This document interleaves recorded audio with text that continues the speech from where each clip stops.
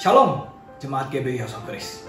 Tanpa terasa kita sudah memasuki bulan Agustus di tahun dimensi yang baru ini. Pada malam ini, tepat 1 Agustus 2020, kita akan bersama-sama datang beribadah kepada Tuhan Bapa kita. Beribadahlah kepada Tuhan dengan sukacita. Datanglah ke hadiratnya dengan sorak-sorai. Buatlah suatu keputusan untuk fokus. Ya, fokuskan hati dan pikiran kita hanya kepada Dia. Dia hadir, Bapak Ibu Saudara, karena Allah kita maha hadir. Dia tidak dibatasi oleh ruang dan waktu. Selamat beribadah. Nantikan jamahan kasih dan kuasanya yang akan menguatkan, menghibur, dan memberkati kita.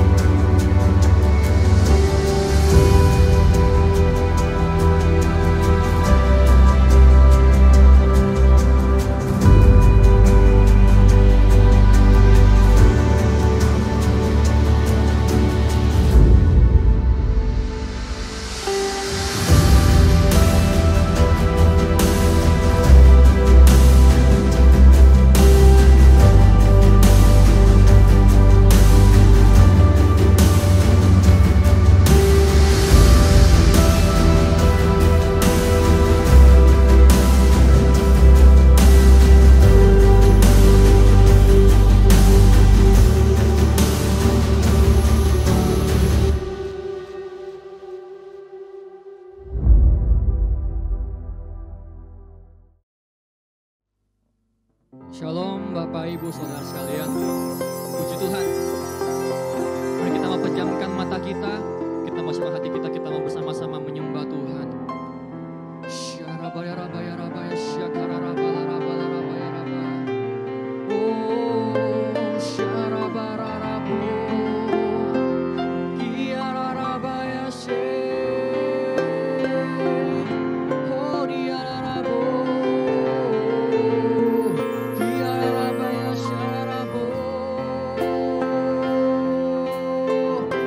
Hadirat-Mu ya Tuhan Yesus memenuhi setiap kami Tuhan. Biar kerajaan-Mu datanglah di rumah-rumah Tuhan, di ruangan demi ruangan Tuhan Kau hadir ya Tuhan Yesus. Melawas setiap kami. Syakararabaya takalarabaya syakararabaya rabo. Kiararabo. Kiararabaya syo. Kiararabaya takalarabaya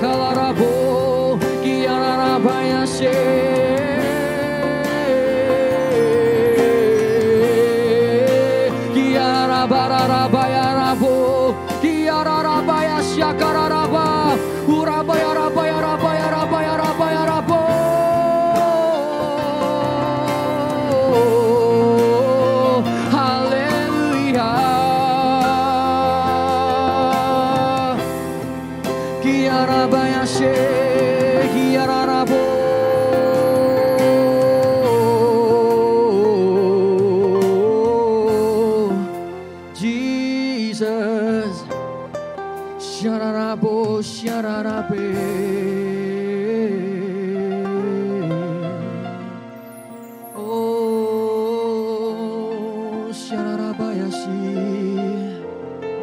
Kiara bararabu,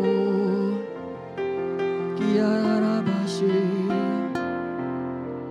hadirat-Mu Tuhan selalu kami rindukan. Lawatan-Mu Tuhan selalu kami nantikan. Yesus, Kaulah Tuhan, nama-Mu ditinggikan di atas pujian. Kau bersemayam, kami menyembah-Mu Tuhan. Oh, kemuliaan-Mu datanglah, penuhi tempat ini.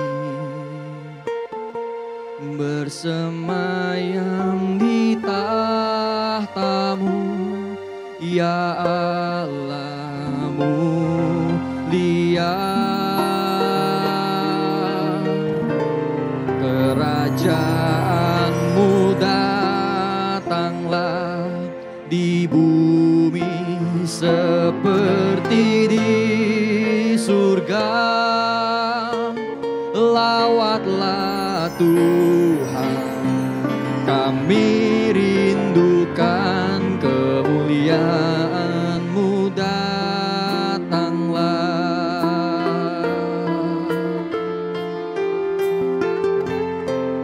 Oh, hadirat-Mu Tuhan selalu kami rindukan. Lawatan-Mu Tuhan selalu kami nantikan. Yesus, Kaulah Tuhan, nama-Mu ditinggikan di atas pujian. Kau bersemayam, kami menyembah-Mu Tuhan. Kemuliaan-Mu datanglah, penuhi tempat ini. Bersemayam di tahta-Mu, ya Allah mulia. Oh, kerajaan-Mu datanglah di bumi seperti di surga. Oh, lawatlah Tuhan, kami rindukan kemuliaan-Mu datanglah. Oh, kemuliaan-Mu datanglah, penuhi tempat ini. Bersemayam, bersemayam di tahta-Mu,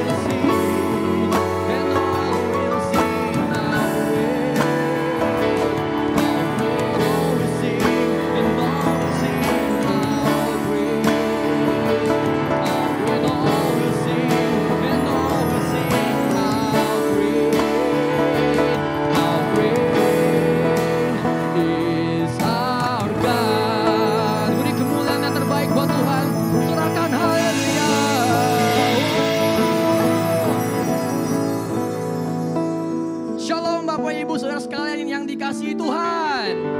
Siapa yang bersuka cita? Angkat tanganmu. Kita percaya ketika kita menabur dengan bersorak-sorai, kita akan mengalami kemenangan. Amin. Haleluya.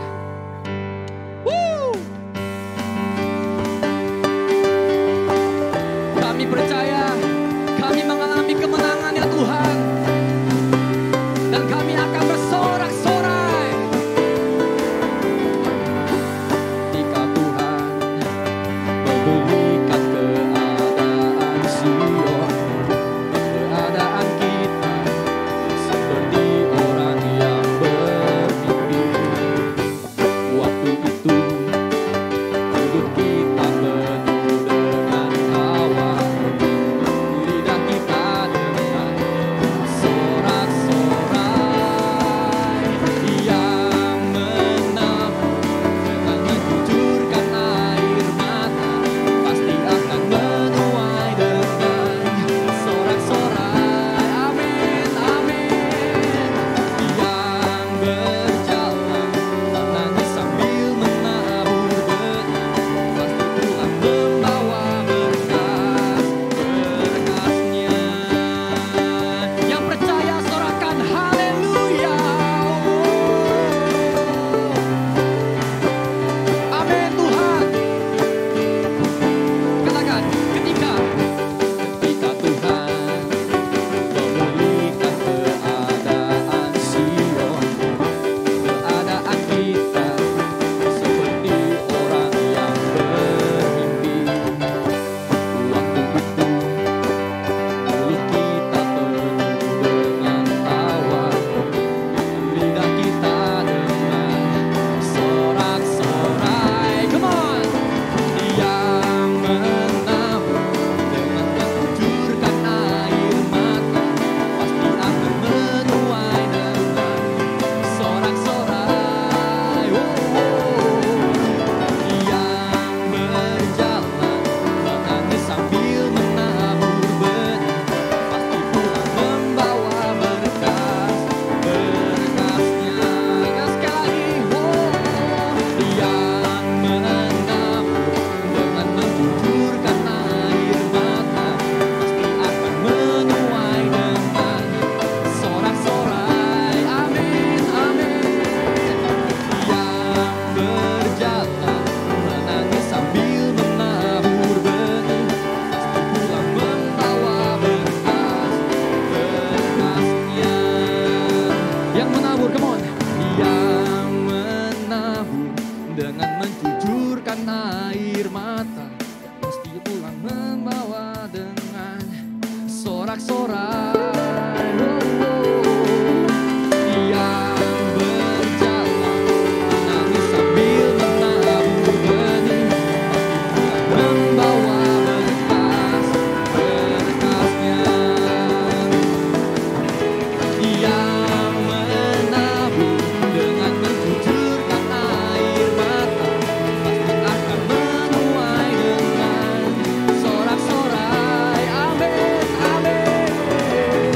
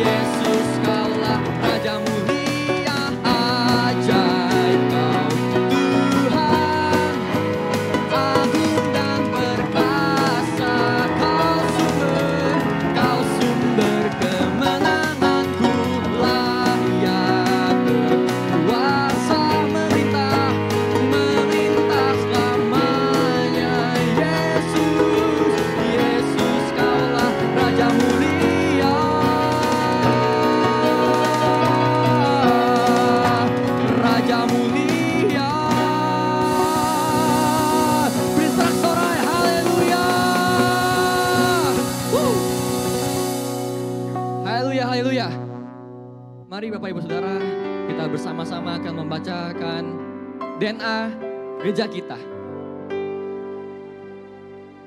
Ya, DNA gereja kita adalah Restorasi Pondok Daud, yang artinya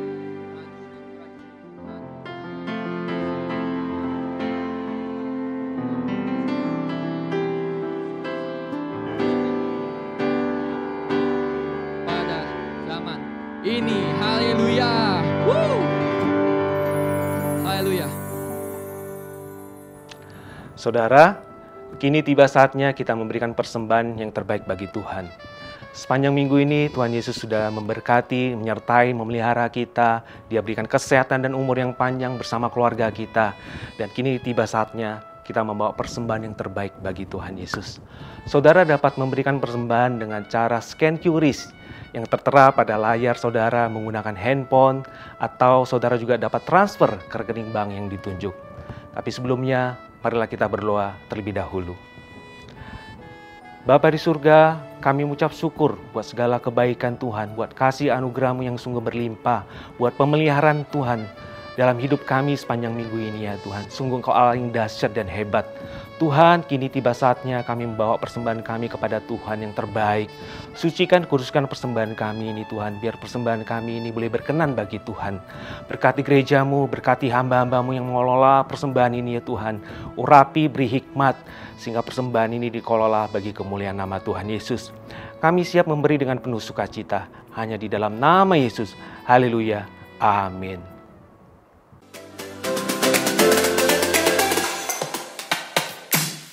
Pengumuman minggu ini. Shalom anak muda, mari bergabung dalam ibadah Youth hari Minggu tanggal 2 Agustus 2020 pukul 14 via Zoom. Bagi kamu kelas 6 SD sampai 1 SMA, ikut ibadah GC. Yuk, besok hari Minggu tanggal 2 Agustus 2020 pukul 16 via Zoom. Doa persiapan doa keliling hari Rabu tanggal 5 Agustus 2020 pukul 7 via Zoom. Di masa-masa ini, mari kita pelengkapi anak-anak kita untuk siap dipakai Tuhan. Ayo, ajak anak-anak untuk ikut Kul Anak setiap Sabtu pukul 16. Ibadah doa malam hari Sabtu depan, tanggal 8 Agustus 2020 pukul 19, akan dilayani oleh Gembala kita, Pendeta Audi Rohadi. Ajak semua teman-teman untuk sama-sama merasakan lawatan Tuhan.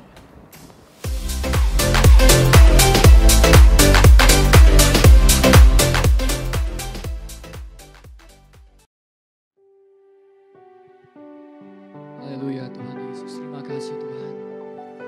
Sebentar kami ingin mendengarkan firman-Mu. Kami ingin mempersembahkan satu lagu penyembahan kami. Aku mengasihi Engkau Yesus dengan segenap hatiku. Aku mengasihi Engkau Yesus dengan segenap jiwaku. Sekali lagi katakan, aku mengasihi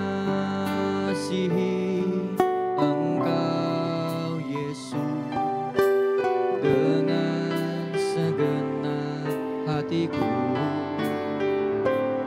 Aku mengasihi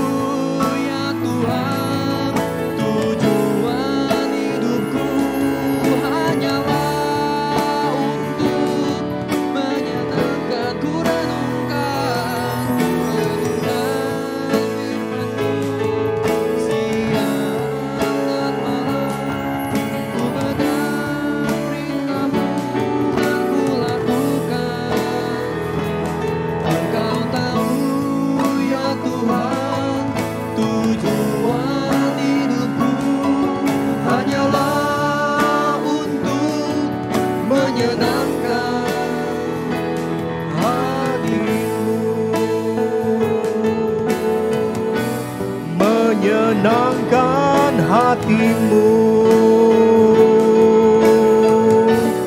menyenangkan hatimu.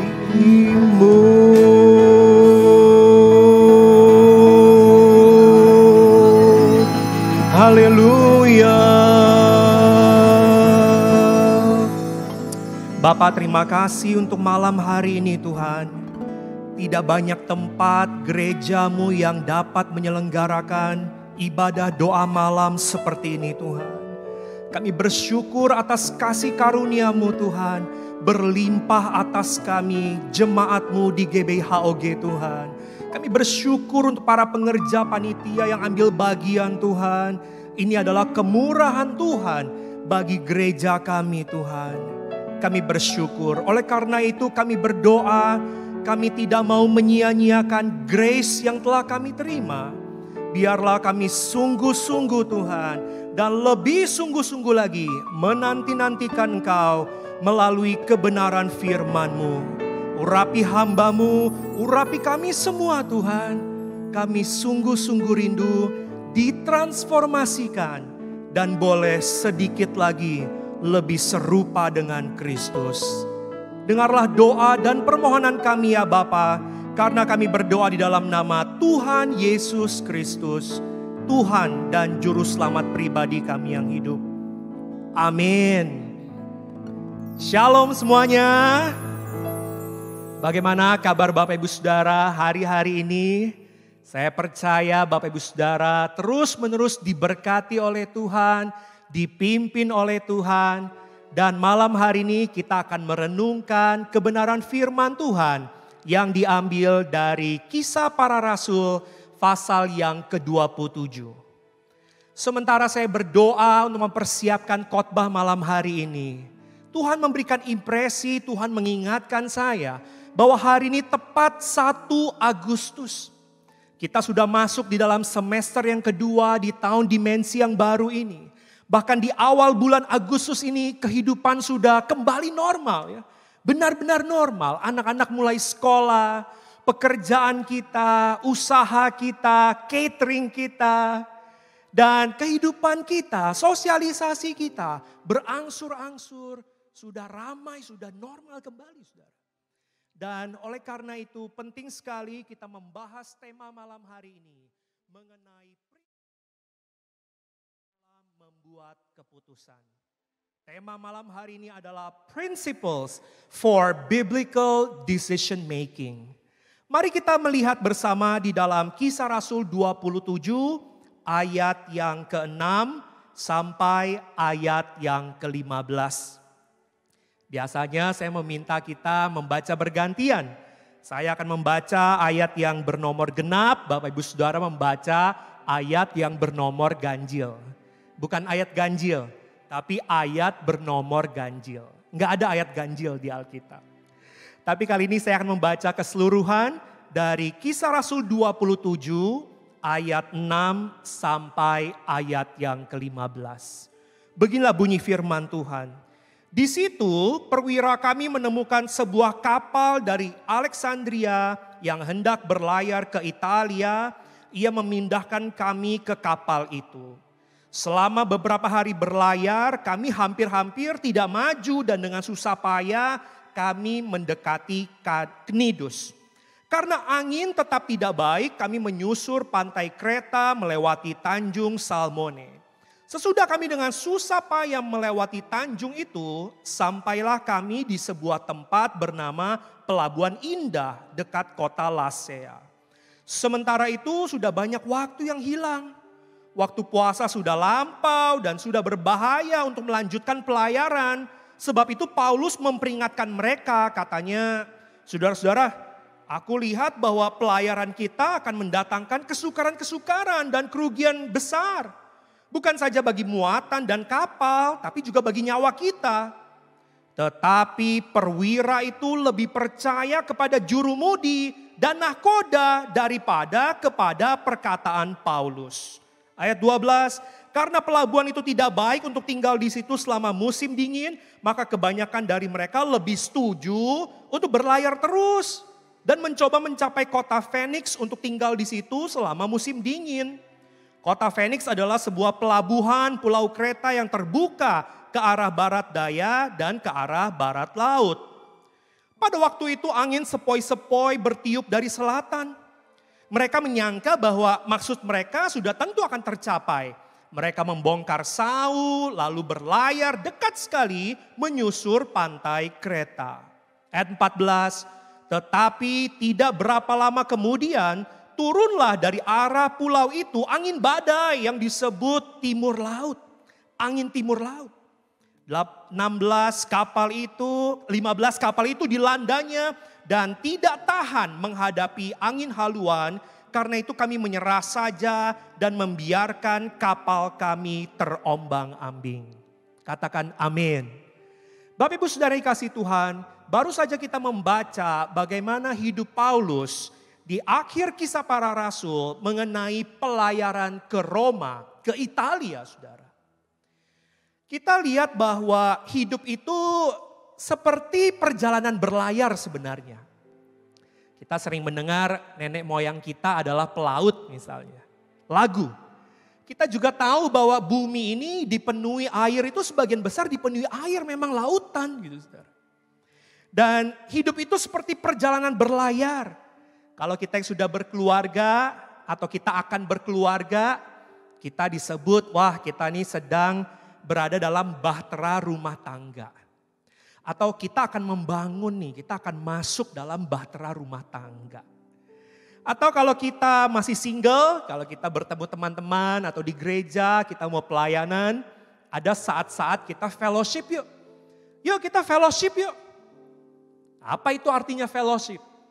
Fellowship adalah singkatan dari fellow in a ship. Fellow itu artinya teman-teman, rekan-rekan. In a ship, di dalam sebuah kapal. Jadi kalau kita fellowship, kita ini sebenarnya sedang menyatukan hati kita kembali. Kita ini mau ke arah mana? Utara, selatan, barat, atau timur, atau bagaimana? Dan kita mendengar peribahasa laut yang tenang tidak pernah menghasilkan pelaut yang handal, saudara. Di dalam kehidupan kita sekolah, kuliah, membuat skripsi, menyelesaikan tugas-tugas kita. Di dalam pekerjaan kita, tugas-tugas tambahan. Waktu kita work from home, ternyata beban kerja kita tuh tidak lebih ringan loh, belum tentu. Kita juga banyak mendapat proses ya, diizinkan Tuhan untuk diproses. Mungkin melalui atasan kita, melalui rekan-rekan di kantor, di pekerjaan kita. Atau di keluarga besar kita bahkan. Tapi laut yang tenang tidak pernah menghasilkan pelaut yang handal. Memang proses itu perlu ada supaya kita lebih dewasa lagi. Kalau kita di dunia kerja ada teori mengenai Blue Ocean Strategy. Wah kalau kita bisnis sih ada strategi. Gak cukup cuma Blue Ocean, ada strategi Red Ocean Strategy. Lalu disandingkan, dilawankan gitu. Dan di dalam pelayanan kita melihat juga ada penglihatan-penglihatan yang berhubungan dengan lautan atau perlayaran saudara.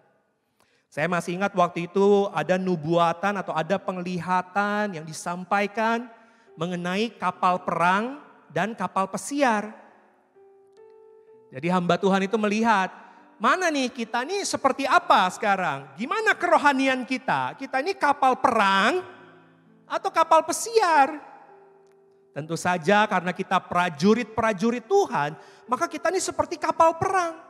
Kita terus berjaga-jaga di dalam roh, kita terus berjaga-jaga dalam keseharian kita. Jadi kita ini seperti kapal perang yang siap berperang di dalam peperangan rohani. Saudara. Bahkan baru-baru ini ketika kita sedang menghadapi pandemi, gembala pembina kita bernubuat untuk diam dan tenanglah saudara. Berbicara tentang lautan, berbicara tentang satu kondisi di laut saudara. Di dalam teks aslinya saudara. Jadi kita melihat bahwa hidup itu seperti perjalanan berlayar ya. Ada analogi-analogi tentang pelayaran atau berlayar yang begitu dekat dengan kehidupan kita saudara. Sekarang sudah 1 Agustus. Pelayaran apa yang sedang kita alami atau kita berada di dalamnya? Ketika kita work from home atau home-based learning, kita study from home, kita mesbah keluarga di rumah, kita membangun kerohanian kita di rumah, atau pekerjaan kita yang home base, home industry, kita sekarang membuat makanan atau membuat kerajinan untuk dijual, saudara, dari rumah. Itu sebuah pelayaran yang baru, sebuah kesempatan yang baru, saudara. Sebuah dimensi yang baru dalam kehidupan kita. Itulah sebabnya malam ini kita mau belajar prinsip-prinsip di dalam membuat keputusan yang kita ambil dari perikop yang tadi sudah kita baca. Prinsip yang pertama, saudara, di dalam ayat yang ke-11 dikatakan bahwa tetapi perwira itu lebih percaya kepada jurumudi dan nahkoda daripada kepada perkataan Paulus. Bagaimana Bapak Ibu Saudara? Hari-hari ini kita apakah lebih percaya kepada ahli-ahli daripada kebenaran firman Tuhan? Di slide berikutnya saudara saya memberi contoh ahli dalam dunia pendidikan. Itu ada buku di situ di sebelah kiri, buku Spiritual Quotient yang diciptakan atau ditulis oleh Dana Zohar PhD, saudara. Dana Zohar. Jadi di dalam dunia pendidikan, mumpung yang khotbah ini dosen, jadi saya bercerita tentang dunia pendidikan sedikit. Kita memakai kurikulum 2013 bahkan yang sudah diperbaharui, K13. Dan di dalam kurikulum 2013 itu ada penilaian sikap spiritual. Jadi Indonesia atau Kementerian Pendidikan itu ingin meningkatkan spiritualitas anak-anak atau remaja kita yang sekolah gitu saudara. Nah, waktu pemerintah membuat penilaian sikap spiritual, ternyata buku referensi yang diambil atau yang digunakan oleh pemerintah adalah buku Spiritual Quotient karangan Dana Zohar PhD. Tapi sayang sekali, seseorang yang menulis tentang Spiritual Quotient, kecerdasan spiritual, ternyata adalah seorang ateis. Ketika seminar disampaikan oleh profesor dari satu kampus negeri yang paling terkenal di Indonesia, saya hadir dalam seminar itu suatu siang saudara dan saya bertanya kepada profesor itu, Prof, mengapa kita merujuk kepada ahli Dana Zohar mengenai sikap spiritual, ketuhanan yang Maha Esa, Pancasila. Padahal Dana Zohar itu ateis, dia gak percaya Tuhan. Lalu prof itu dengan mudahnya berkata, ya Pak kalau menurut saya sih ya tergantung lah ya Pak. Memangnya kita kalau belajar parenting, belajar tentang mendidik anak, memangnya kaum LGBT gak bisa ngajar tentang parenting atau tentang mendidik anak? Kan bisa juga ya Pak. Wah, jawaban yang lebih mengagetkan. Mengapa profesor ini membawa analogi ketika kaum LGBT juga pasti bisa mengajar tentang parenting atau tentang mendidik anak, saudara. Wah, bagaimana ya worldview dari profesor yang menjawab pertanyaan saya di dalam seminar itu, saudara. Di depan 400 peserta, saudara. Profesor itu berkata, memangnya kalau belajar parenting kaum LGBT nggak bisa ngajarin kita. Wah. Kalau kita melihat di ahli kesehatan saudara. Di samping kanan itu gambar di slide ada logo WHO saudara. Ahli-ahli kesehatan kumpul di WHO saudara. World Health Organization saudara. Tapi kita melihat juga bahwa ahli itu bisa salah. Ahli itu juga manusia biasa kok. Bisa kilaf, bisa tidak luput dari kesalahan saudara.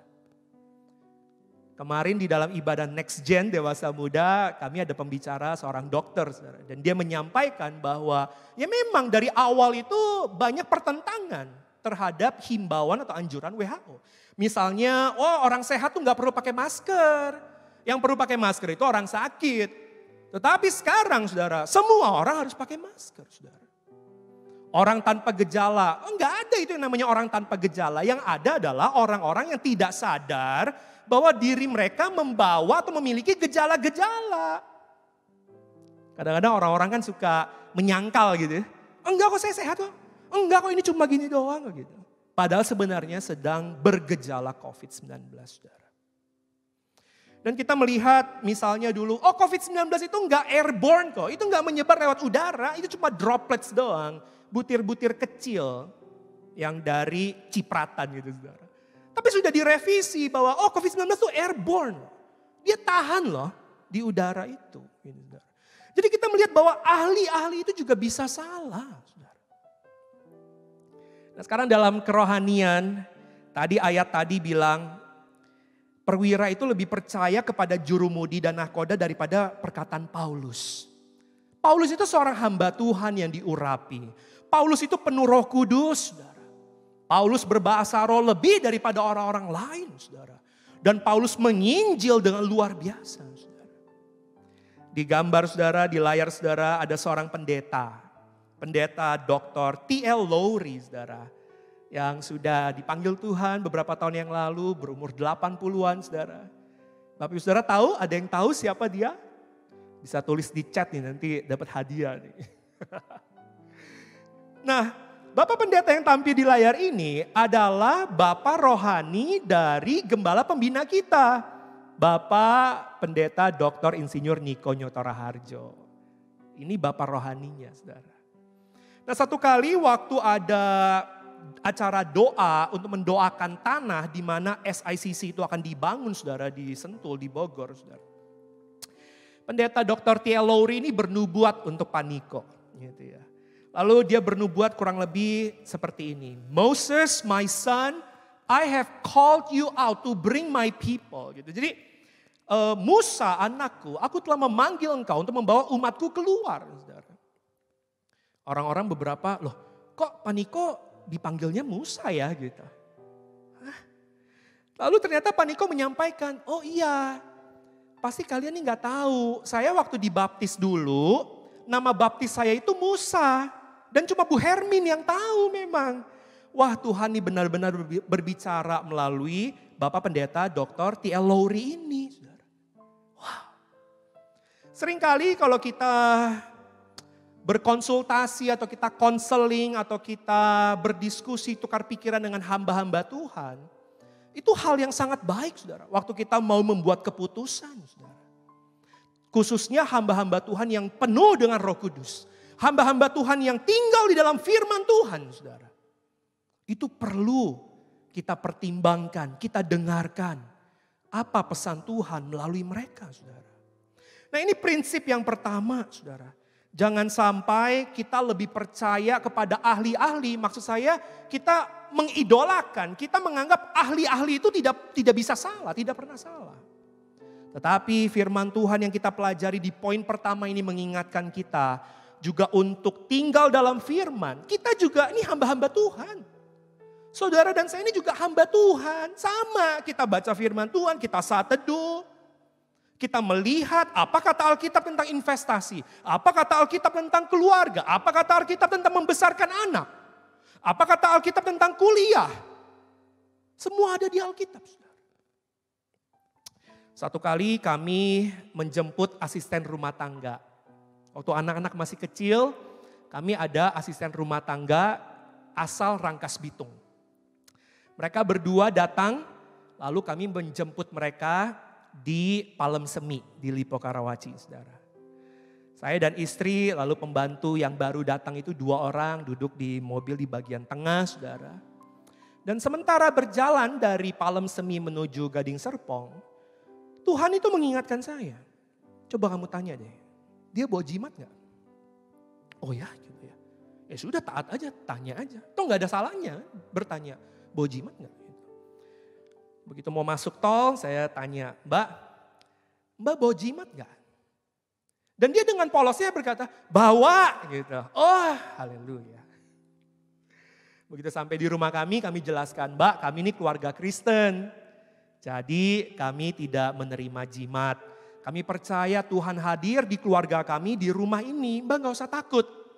Jadi kami usul, kami inginnya besok jimatnya dibungkus lalu dikirim balik ke Rangkas Bitung ya. Gimana Mbak? Ya gak apa-apa gitu. Itu saudara. Jadi Roh Kudus berbicara, Roh Kudus memberi hikmat saudara. Dan saudara dan saya ini adalah hamba-hamba Tuhan. Roh Kudus berbicara juga buat kita. Gak ada yang amin ini. Amin. Poin yang kedua saudara, di ayat yang ke-12a. Di ayat yang ke-12a. Alkitab mencatat, karena pelabuhan itu tidak baik untuk tinggal di situ selama musim dingin, maka kebanyakan dari mereka lebih setuju untuk berlayar terus dan mencoba mencapai kota Phoenix. Saudara. Nah, prinsip yang kedua ini tentang mayoritas. Katakan mayoritas. Seringkali waktu kita mau membuat keputusan, kita itu ikut suara mayoritas, gitu kan. Gimana nih, ini A atau B? Mayoritas bilang A. Udahlah, A aja lah. Gak usah nyari ribut. Udahlah, jalanin aja lah. Yes aja lah, gitu. Tetapi saudara, di prinsip ini, di prinsip yang kedua, Alkitab menunjukkan kepada kita bahwa mayoritas juga bisa salah. Di perjanjian lama ada cerita tentang ke-12 pengintai, saudara. Ini ada foto-fotonya nih, ke-12 pengintai, foto kartun. Ya. Waktu disuruh mengintai tanah Kanaan, 10 orang bilang, aduh kita gak akan bisa deh, kita nih kayak belalang, kita gak akan bisa masuk ke kota itu. Tetapi Yosua dan Kaleb, mereka punya worldview yang benar. Wawasan dunia yang benar bahwa Allah sanggup menyerahkan tanah ini. Allah sanggup membuat kita jadi pemenang, bahkan lebih dari pemenang. Jadi mayoritas 10 pengintai itu bukan orang sembarangan loh. Itu setiap itu dipilih orang-orang yang memang terbaik di sukunya, saudara. Tetapi mayoritas juga bisa salah. Waktu Musa mengajak bangsa Israel keluar dari Mesir, di tengah jalan di dalam kesukaran dalam proses, mayoritas bangsa Israel juga berkata kepada Musa, udah kita balik aja deh. Kita balik aja ke Mesir daripada kita mati di sini. Ini salah. Kita balik aja ke Mesir. Tetapi mayoritas itu salah. Karena bukan rencana Tuhan untuk kembali ke Mesir. Tapi terus maju kepada tanah perjanjian, saudara. Kita melihat juga ada satu contoh teman saya, saudara. Dr. Terry McCarthy. Ini teman saya tahun 2003, tahun 2006 ditawari mengajar bahasa Inggris di Afghanistan. 2 bulan yang lalu kita ada rekan yang bersaksi ya, dan dia bilang dia dari Afghanistan. Wah, hati saya jadi terbakar mengingat Afghanistan dan apa cerita teman saya, Dr. Terry McCarthy, waktu dia mengajar bahasa Inggris, mengajar pendidikan di Afghanistan, saudara. Jadi tahun 2006 PBB dan Kementerian Pendidikan Afghanistan itu mengundang beberapa PhD untuk mengajar filsafat ilmu pendidikan di Afghanistan, saudara, tahun 2006. Lalu dia cerita ke temannya, dia minta pendapat lagi, tukar pikiran, saudara. Lalu orang-orang itu bilang, hah? Ngapain ke Afghanistan? Gak boleh bawa Alkitab, gak bisa bagiin traktat, gak bisa sebut nama Yesus. Ngapain kamu? Ngapain gitu. Tapi dia tahu bahwa ini panggilan Tuhan. Dan dia itu ke Afghanistan sungguh-sungguh memang mau mengajar bahasa Inggris. Sungguh-sungguh. Memang bukan untuk penginjilan. Tapi dia mau aja datang berdoa, menanti-nantikan. Dan kalau-kalau Tuhan mengizinkan. Singkat cerita, saudara, singkat cerita. Dr. Terry McCarthy ketika dia sedang mengajar 25-30 orang, saudara. Ketika bel itu berbunyi jam makan siang. Sebagian besar kelas itu pergi, tinggal 4 orang di barisan depan kelas itu, saudara. 4 orang itu berkata, Dr. Terry, kami ini udah lama mau tahu tentang Yesus. Kami udah lama loh pengen tahu tentang firman Tuhan. Dr. Terry punya nggak? Atau bagaimana ya gitu. Wow. Jadi kadang-kadang dia berkata bahwa kadang-kadang kita pikir, aku datang ke Afghanistan ya, aku datang mau pelayanan ke satu daerah, aku bawa hadirat Tuhan, aku bawa Tuhan. No. Ternyata Tuhan sudah hadir di daerah itu. Tuhan sudah hadir di negara itu. Justru Tuhan menunggu kita, karena Tuhan telah memanggil kita ke daerah itu, saudara. Ke negara itu, ke bidang pelayanan itu, saudara. Ada begitu banyak bidang pelayanan di dunia ini, saudara. Yang tidak populer bagi mayoritas. Saya beri contoh misalnya pelayanan penjara. Hah, ngapain pelayanan penjara? Pelayanan adopsi. Adopsi ngapain? Kurang kerjaan. Pelayanan anak-anak terlantar. Aduh ngapain? Ini udah enak ngapain cari ribut. Gitu, cari sakit sendiri, cari susah sendiri. Pelayanan untuk wanita saudara. Untuk kekerasan rumah tangga, KDRT. Untuk domestic violence saudara. Kekerasan dalam rumah tangga. Aduh itu mah orang lain aja, itu biarin polisi aja. Pelayanan membagikan makanan di daerah-daerah. Aduh ini mah orang lain aja, orang lain. Bukan, ini mah bukan kita. Mayoritas juga bisa salah, saudara. Oleh karena itu pertimbangkan minoritas seperti Yosua dan Kaleb tadi, saudara. Waktu kita punya rekan-rekan rohani atau komunitas rohani, mereka yang mendukung kita, yang mendoakan kita, pertimbangkan itu, saudara. Di slide berikutnya saya punya contoh, saudara, artis yang benar-benar sedang dipakai Tuhan hari-hari ini, saudara. Di layar saudara itu adalah gambar artis Melanie Ricardo yang bergereja di JPCC yang mendoakan seorang mantan vokalis saudara. Nanti saudara bisa lihat sendiri tayangannya atau klipnya di YouTube saudara. Wah luar biasa, Tuhan memberi dia stage, Tuhan memberi dia spotlight. Di acara live itu dia bisa mendoakan, lihat dia berlutut, dia mendoakan di dalam nama Yesus. Tersiar ke seluruh Indonesia. Bahkan ya kalau yang punya cable TV sampai keluar juga saudara. Wow. Padahal selama ini mayoritas ngapain jadi artis? Aduh jangan. Aduh kuliah hukum, jangan ngapain kuliah hukum. Mau ikut Indonesian Idol? Jangan, buat apa? Buat apa ikut ke dunia entertainment? Tetapi sebenarnya Allah memanggil kita seperti domba di tengah-tengah serigala. Allah memanggil kita untuk menjadi garam dan terang dunia ini. Sehingga garam dan terang ya memang harus berada di dalam kegelapan. Memang harus berada di dalam suasana yang tidak asin. Sehingga disitulah garam dan terang dunia akan menjadi berkat, saudara. Di dalam dunia restoran, saudara. Itu ada restoran burger di Amerika, In-N-Out Burger, saudara. In-N-Out Burger di Amerika sudah puluhan tahun saudara. Tetapi tetap mereka itu family owned. Mereka itu buka cabang itu hanya untuk keluarga yang mereka benar-benar tahu dan komitmennya saudara. Padahal mayoritas bilang, aduh kamu TBK aja, kamu franchise aja. Wow besar sekali keuntungannya, ini udah bagus kamu. Tetapi mereka tahu panggilan Tuhan atas keluarga mereka, atas kualitas makanan mereka. Sehingga mereka memutuskan enggak, kita enggak franchise, kita enggak TBK, kita enggak ini. Kita tetap family owned business kok. Gitu. Dan kalau saudara lihat di websitenya, In-N-Out Burger itu adalah perusahaan atau restoran yang tidak memakai microwave, yang tidak dibekukan.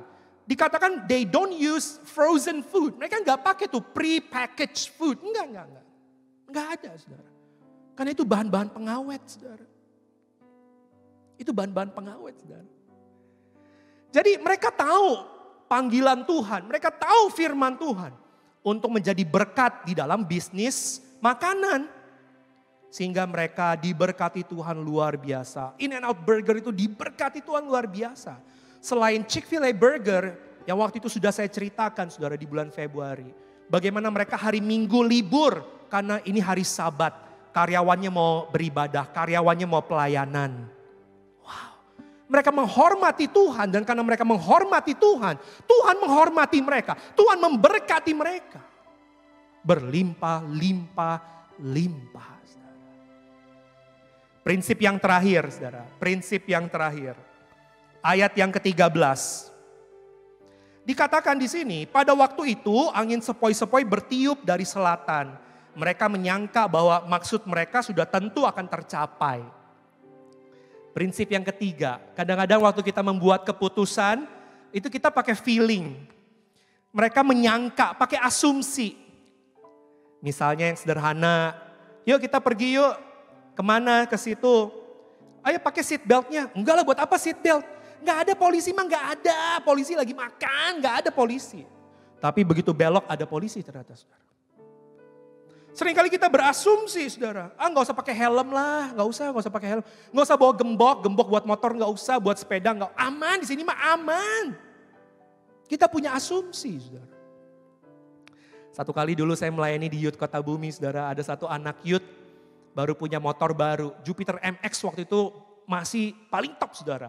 Baru saudara, wah dia punya motor baru. Jadi dia mau ke warnet, zaman dulu mah masih pakai warnet ya. Untuk ngeprint, untuk apa. Dia ke warnet saudara, tapi perlu-perlunya bawa motor baru saudara. Dia pikir sebentar lah, sebentar cuma ngeprint doang. Ini warnetnya juga di pinggir jalan, banyak orang lihat. Dia parkir, gak digembok saudara, dia ngeprint begitu dia keluar saudara, hilang saudara. Rapture, Jupiter MX-nya Rapture saudara. Baru saudara, baru beberapa hari punya saudara. Saya ngobrol sama dia, gimana kamu, apa yang terjadi? Pakai ayat lagi saudara. Ya gak apa-apalah, Roma 8 ayat 28, Allah turut bekerja dalam segala sesuatu untuk mendatangkan kebaikan. Saya bilang ngaco kamu. Kamu pikir Allah senang motor kamu hilang? Kamu pikir ini kebaikan, Jupiter MX-mu hilang? Ini juga bukan uangmu, kamu masih sekolah kok. Ngaco kamu bawa-bawa ayat. Jangan suka comot ayat ya makanya ya. Nah jadi saudara, kadang-kadang kita waktu membuat keputusan, kita tuh pakai asumsi. Kita pakai kayaknya bisa nih gitu ya. Ada tawaran investasi, ayo investasi nih. Besar loh returnnya langsung bulan depan ada. Ayo investasi, itu ada artis-artis tuh. Tuh ada tuh ininya. Iya ya kayaknya bener nih. Ini kayaknya bener loh. Kayaknya. Tetapi di sini mereka yang mengandalkan asumsi dan mengandalkan perasaan mereka, jelas sekali. Alkitab mencatat bahwa tiba-tiba, ayat yang ke-14, tiba-tiba turunlah dari arah pulau itu angin badai yang disebut angin timur laut. Kapal itu dilanda, tidak tahan menghadapi angin haluan. Mereka menyerah dan membiarkan kapal kami terombang-ambing, saudara. Wow. Asumsi itu adalah level terendah dari hikmat, saudara. Saya ingat waktu saya menikah, Pak Peter yang melayani di dalam pemberkatan pernikahan, saudara. Pak Peter tuh menyampaikan 3 kata yang harus ada di dalam pernikahan gitu ya. Sorry, please, thank you gitu saudara. Kadang-kadang kita, udahlah dia udah tau lah masa suami istri aja thank you atau please gitu. Udahlah udah ini. Padahal ternyata pasangan kita tuh juga membutuhkan loh. Pasangan kita itu kan bukan pembantu, bukan. Itu penolong yang sepadan, teman pewaris kasih karunia saudara. Oh ternyata mereka tuh juga perlu. Sorry ya, sorry loh. Thank you ya. Thank you ya. Please, tolong. Pak Peter juga sering menyampaikan satu kalimat ini saudara yang saya kutip di layar saudara. Pak Peter tuh sering bilang gini saudara. Pasukan elit jangan banyak pakai perasaan. Khususnya waktu membahas mengenai prajurit-prajurit Gideon saudara. Pasukan elit itu memang jangan banyak pakai perasaan. Jangan saudara. Tetapi memakai iman, memakai logika, memakai semua konfirmasi yang ada. Tuhan memberi hikmat, Tuhan berbicara audible, Tuhan berbicara lewat ketua kul, Tuhan berbicara lewat ayah ibu kita. Kita gunakan semua itu saudara. Tuhan berbicara melalui ilmu pengetahuan. Kita pakai itu saudara. Kita pakai itu saudara. Jangan pakai perasaan saudara. Jangan saudara. Maksud saya beri contoh yang tadi investasi saudara. Udah jelas saudara. Kalau returnnya terlalu tinggi, kok mudah begini ya? Kita juga udah curiga, secara common sense udah curiga. Ini dia dapatnya dari mana? Sehingga kita jangan terburu-buru.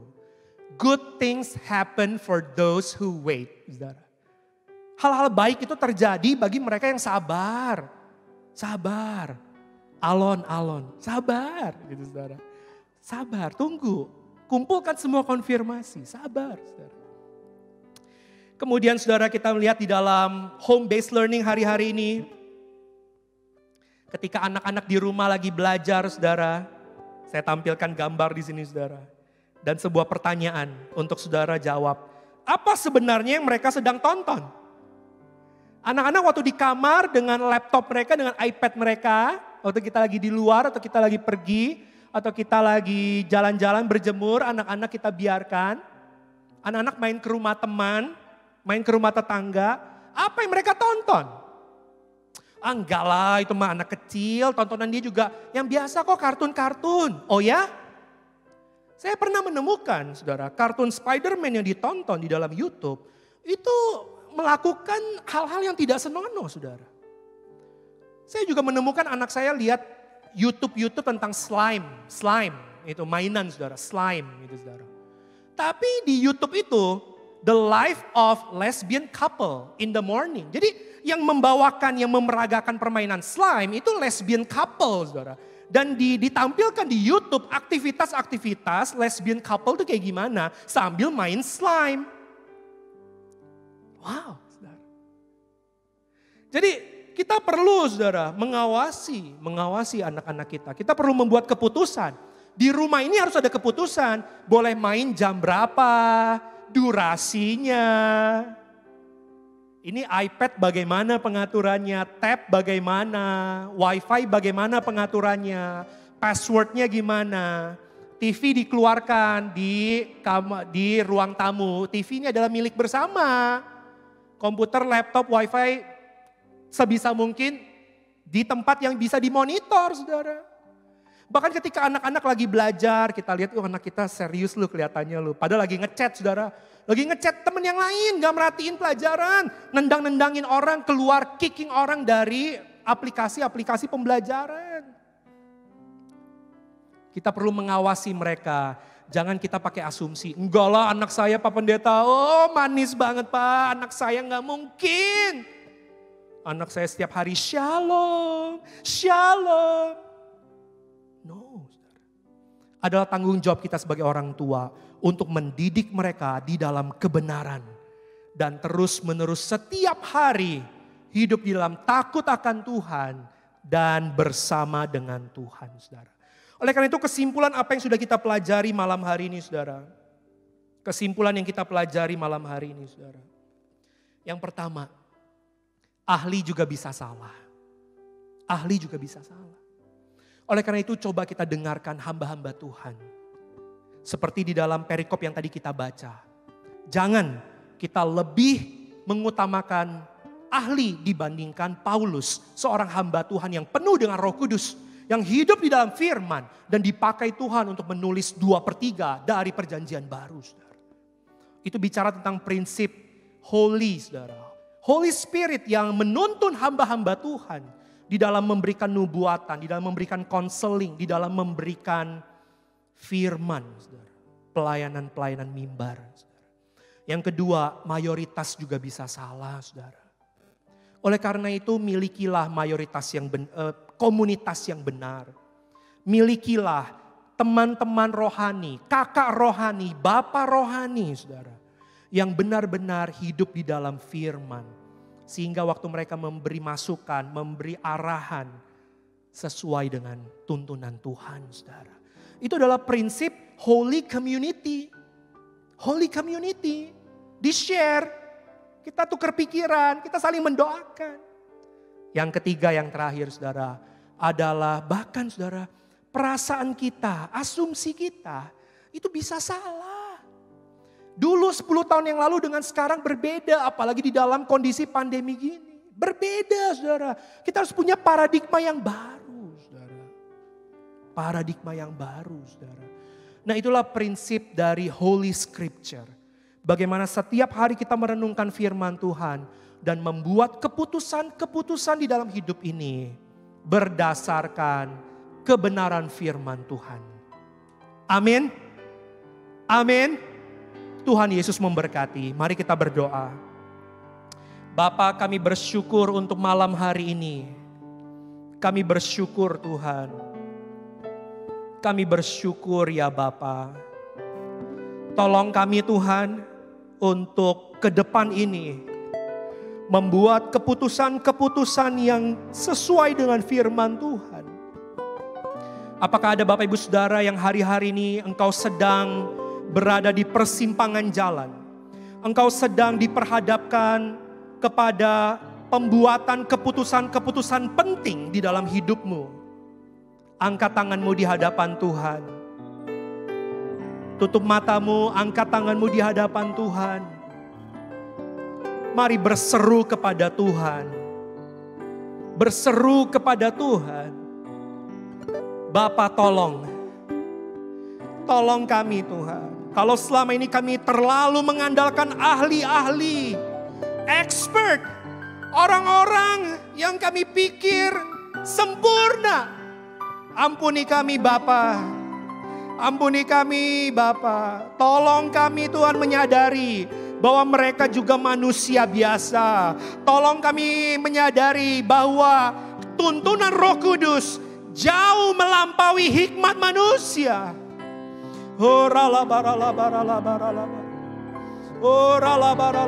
Ampuni kalau kami selama ini mengandalkan mayoritas. Keputusan-keputusan yang kami buat lebih sering mengalir saja, ikut kata orang. Ampuni Tuhan. Tolong kami Tuhan. Kami mau Tuhan mulai bulan ini kami punya komunitas-komunitas yang benar. Komunitas-komunitas sejati di dalam Tuhan. Komunitas pemuritan di dalam Tuhan.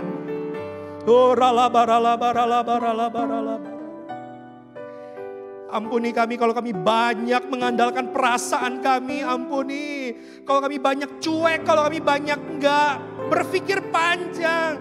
Ampuni Tuhan kalau kami membuat keputusan-keputusan yang emosional Tuhan.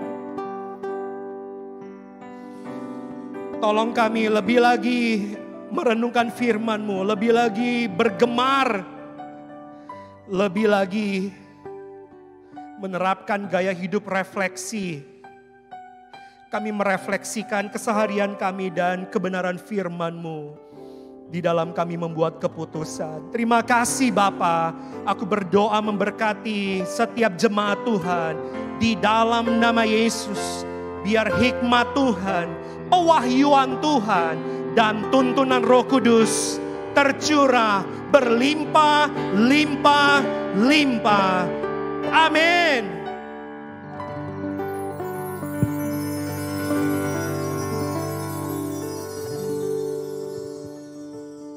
Puji Tuhan, mari kita siapkan hati kita untuk berdoa syafaat.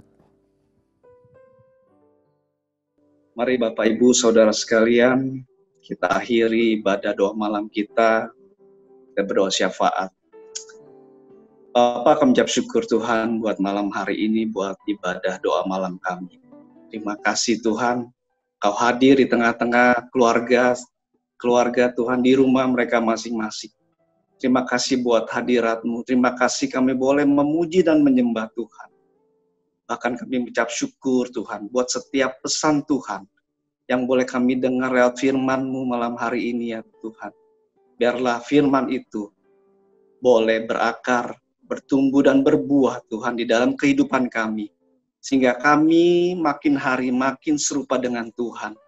Terima kasih bahkan buat hamba-Mu Tuhan, pendeta muda, Yonatan Winardi Tuhan. Oh Tuhan, kiranya Kau memberkati hamba-Mu ya Tuhan. Kau memberkati kehidupannya pribadi, keluarga, istri dan anak-anaknya Tuhan. Kau berkati pekerjaannya Tuhan. Hikmat marifat, pengurapan Tuhan terus turun buat hamba-Mu. Kau pakai lebih lagi dan lebih lagi Tuhan. Terima kasih Tuhan. Kami juga berdoa buat setiap pemimpin rohani kami.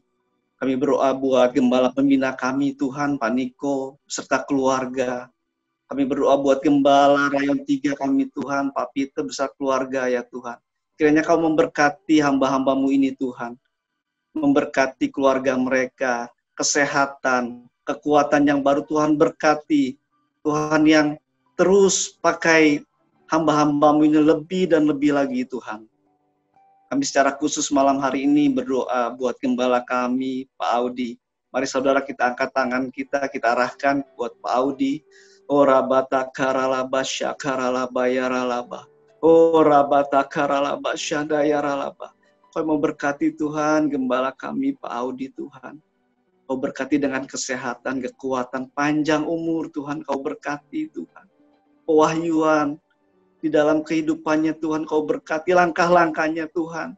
Kau Tuhan yang pimpin dan sertai, beserta Bu Mona, beserta dengan cucu, mantu, anaknya Kau berkati Tuhan. Keluarga ini Kau pakai lebih dahsyat lagi Tuhan. Menjadi berkat buat banyak jiwa, buat banyak keluarga, buat Rayon 3 ya Tuhan. Bahkan buat bangsa-bangsa. Terima kasih Tuhan, terima kasih. Juga berdoa Tuhan buat Indonesia. Terima kasih Tuhan. Kami ada di Indonesia. Kami ada di bangsa ini, bangsa yang kami cintai Tuhan. Kayaknya Kau memberkati Tuhan Indonesia. Kau memberkati para pemimpin bangsa ini Tuhan. Lewat presiden, wakil presiden, para menteri.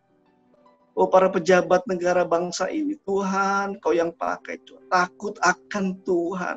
Ada di dalam setiap mereka. Di dalam memimpin bangsa ini, dalam menentukan jalan arah bangsa ini Tuhan. Biarlah hikmat yang daripada Tuhan turun atas para pemimpin bangsa ini. Kau memberkati Tuhan, pulau-pulau dari Sabang sampai Merauke. Kau berkati Tuhan. Kami percaya Tuhan, hari-hari ini di saat pandemi yang ada Tuhan. Kami percaya Tuhan tetap mengasihi bangsa ini. Kami juga percaya Tuhan, sesegera mungkin Tuhan akan lalukan pandemi ini Tuhan, COVID-19. Bahkan krisis ekonomi atas Indonesia, kami boleh katakan, diam dan tenang di dalam nama Tuhan Yesus. Karena Engkau ada di tengah-tengah bangsa kami. Karena matamu terus tertuju atas bangsa ini Tuhan. Terima kasih Tuhan. Kalau hari-hari ini juga Tuhan sedang membangkitkan generasi Yeremia.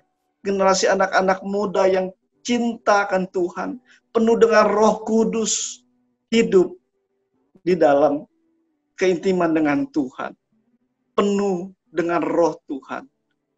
Yang mampu Tuhan. Oh Tuhan. Menuai banyak jiwa. Banyak jiwa buat kemuliaan nama Tuhan. Terima kasih Tuhan. Kami serahkan semua doa ini hanya di dalam nama Tuhan Yesus. Haleluya. Amin. Kiranya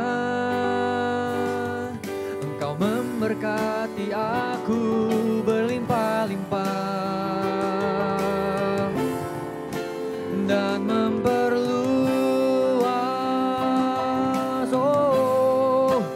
daerahku, dan kiranya tangan-Mu menyertai aku dan melindungi aku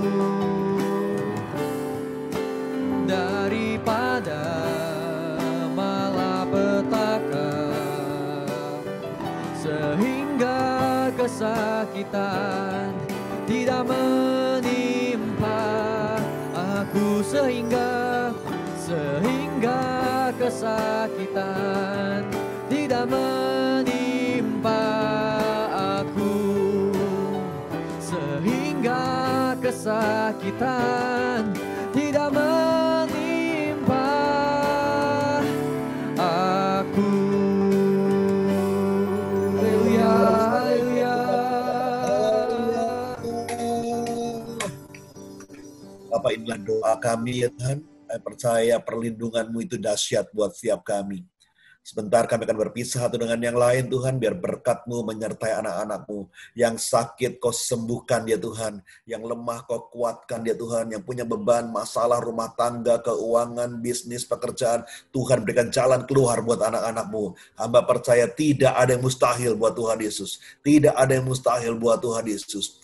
Mari jemaat Tuhan, mari angkat tanganmu di depan Tuhan, dan terimalah berkat yang berlimpah di Bapa di surga, daripada Tuhan Yesus Roh Kudus yang menyertai hidupmu dari hari ini, sampai kedatangan Tuhan, bahkan sampai selama-lamanya. Maka seisi rumah tanggamu, dan apapun yang kau kerjakan, tangan Tuhan yang perkasa, selalu memberikan kemenangan demi kemenangan. Yang percaya dan diberkati, bersama-sama katakan, amin.